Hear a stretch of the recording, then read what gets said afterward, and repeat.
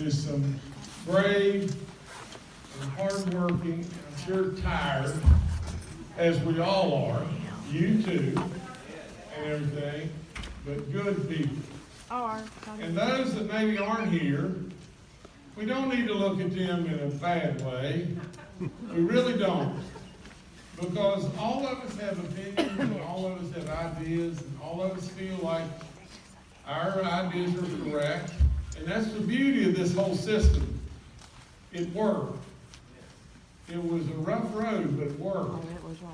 Now, if I could introduce some of these wonderful people behind us, the first person that has stood right with us, right from the get-go, is our Speaker of the House, Tim Armstead.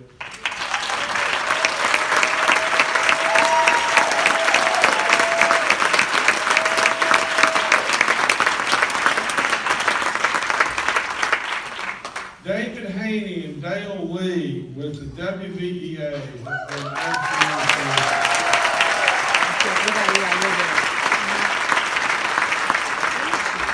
Christine Campbell, and I can't call him Bob Brown because I always refer to him as Bobby, from the WVAFT.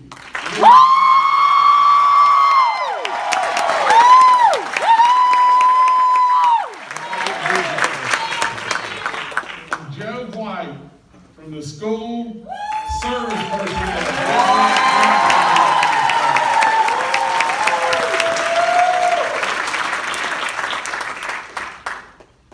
Now let me deviate a little bit from my notes and just tell you this. That, a long time ago, I became a coach. And then I mentioned that in the State of the State. And really and truly, there's so much of this that seemed like that we still needed a coach. And what does a coach do when really things are really tough? A coach really looks at his own convictions. He really believes in something. He believes something will really work. And really, you can say what you want, but I have always believed in education, and I think it should be our centerpiece. And in some way, somehow, a coach sometimes, when he maybe isn't thinking quite right about something, a good coach is always willing to step up to the plate and say, I wasn't thinking about that the right way. And I did that. And so in other words, a good coach makes adjustments, maybe either at halftime or some point in time during the game. But I really believed after I went out on the road that really and truly the whole key was the word investment. And a little kid, Gideon, of all people, stepped up, touched probably by the good Lord, and just reminded me of what I've stood for over and over and over. Education needs to be our centerpiece. Amen. Education needs to be an economic driver. And little Gideon saying, why don't you invest in me? Amen. Well, it was impactful, to say the very least.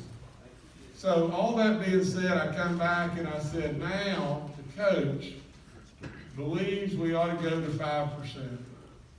And I talked with your union leaders, and I talked with the Senate president, I talked with our speaker, and I thought, boy, am I going to get an uphill battle out of the House. And the Senate's going to be tough, but the House is really going to be tough. And lo and behold, was I ever so wrong. And so the long and the short of it is just this. I would remind us all, and I would remind this nation just this. In West Virginia, we've proven how to be dead last over and over and over.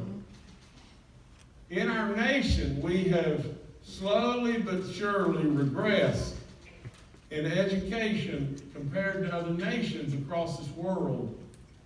At one time, we were the leaders among all, and now we're 13th or 38th or wherever it may be. At some point in time, we really do have to remember what Gideon said. We've got to move away from,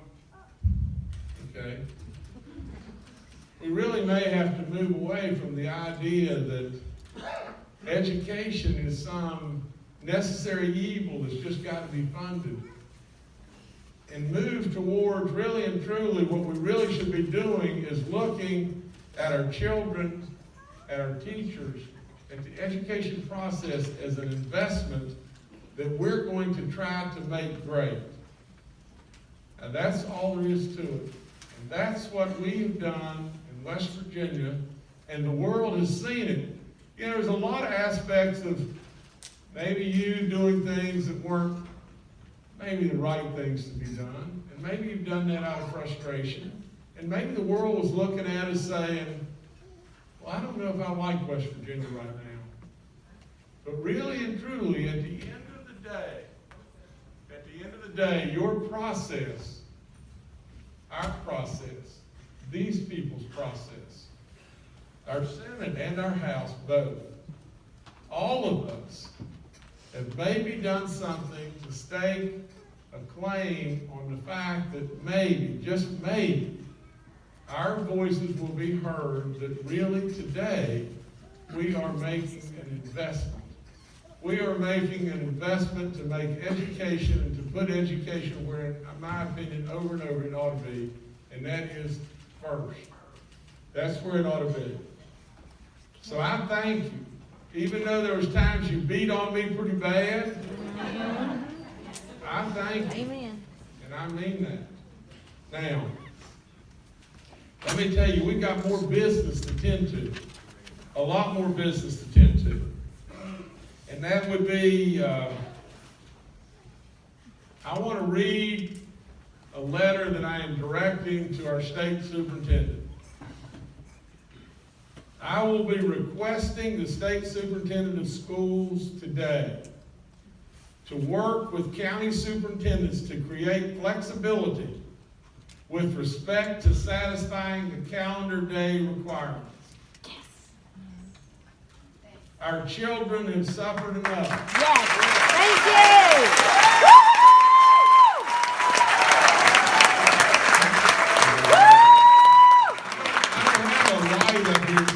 Applause. Oh, okay. Our children have suffered enough. We need to return some sense of normalcy to the education process. Families should and will have the time for their summer vacations. Yes. Our son, and this one is the most impactful to me. Our summertime feeding and reading programs should and will start on time. Just think about this. We could have endangered federal dollars that could have stopped maybe a summertime feeding and reading programs that could have impacted a lot of kids that need it really badly through the summer. Today is a new day for education in West Virginia. We will move forward. No more looking back. West Virginia renews its investment in education and our precious children today.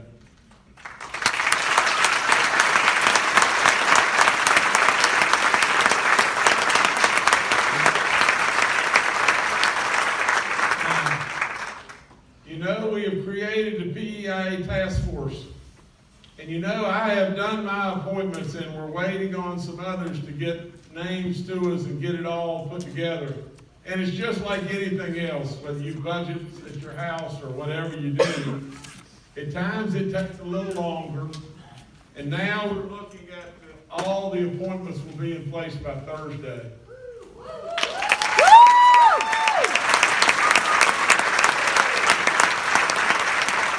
One more cleanup is just this.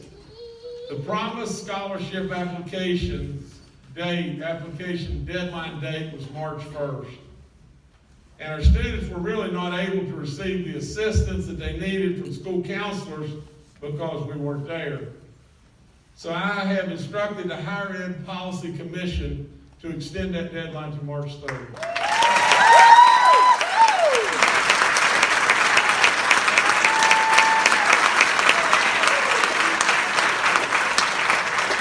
Now, I'll take your questions and don't beat me up too terrible bad because I've got some wonderful signings we need to do here.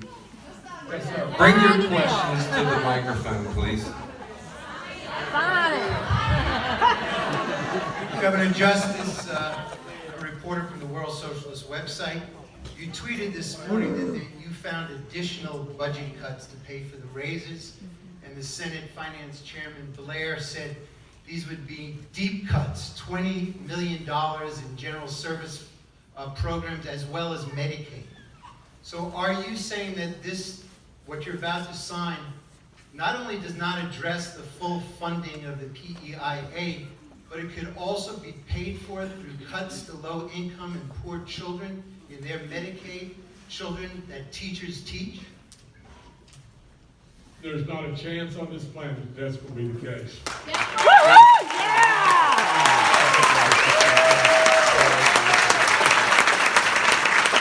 The reason it's not going to be the case is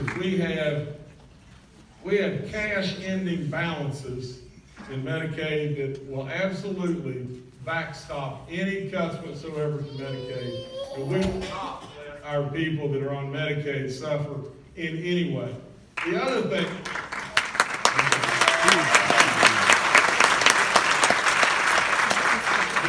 is this, $10 million reduction, not cut, reduction in Medicaid. We feel like it won't be needed because we ended up with a cash surplus last year in Medicaid of $173 million. Now, in all honesty, we think a reduction of $10 million in Medicaid is just prudent. We absolutely don't think we'll need it. But if we need it, we have the cash balances in the Medicaid coffers right now to cover it, hands down. No one needs to worry one instant about a Medicaid cut. And the other thing is just this, and I don't agree with this. I put $58 million into the revenue, and nobody can stop me from putting that in there. And I absolutely believe with all in me that it is rock solid numbers. Now it came that maybe from whatever the reason may be, face saving or whatever the reason may be, that what we wanted to do is say, now hold on, we're not going to use that money on day one, which that money will be there. We're not going to use that money on day one. We're going to wait till the money's come in here and everything. Well, I mean, from my standpoint, I don't have a problem with that because I know the monies are going to be there. But if need be, there are all kinds of mechanisms to backfill cutting into the stew. Whatever it may be, as far as our supplementals or whatever it may be as far as Medicaid, we're good there. We're good.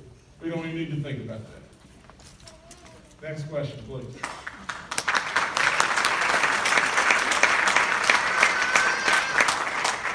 Well, it seems like at this point the Senate and House have been able to come up with a budget that doesn't include the $58 million. Are you concerned about future years of revenue projections?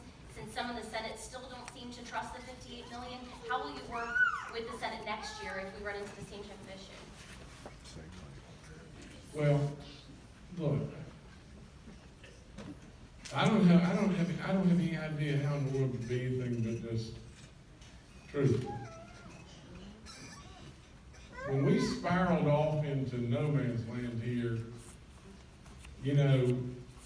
we were at 211. And the Senate said, we don't believe this 58 million. Well, if they didn't believe the 58 million, how did they go to 4-4? Because 4-4 was identical to 5-3. It was identical. And so I think what we're doing here is we're politically wrangling still. And I want you to know that the people that went a different way from the standpoint of the Senate, those people are good people. Mitch Carmichael is a very good friend of mine. You may really not have good feelings toward him today, but really when it boils right down to it, I want you to realize they're good people. They feel like in a lot of ways that I walked away from them. Because I came, how did I come up with 1,111? I'll tell you exactly how. Last year, I wanted 2% for the teachers. I couldn't get there because really the message back to me all the time is we want to do it for all. So I did 1 for all, 1 more for all, and 111 for the teachers. That's where it all started. And I thought, good idea. Boy, did I ever learn. Now, but along the way, what I'm saying to you is just this. Whether you have a disagreement with me or these people, every single person in that Senate and every single person in this House wants to do goodness for you and the state of West Virginia. It's just that we get tangled up a lot of times. And then when we get tangled up, we can sometimes become embarrassed. And then we can try to find some way to justify and have high ground. You know, unfortunately, we are politicians. And for that, sometimes we do some things that may not be the logical things to do.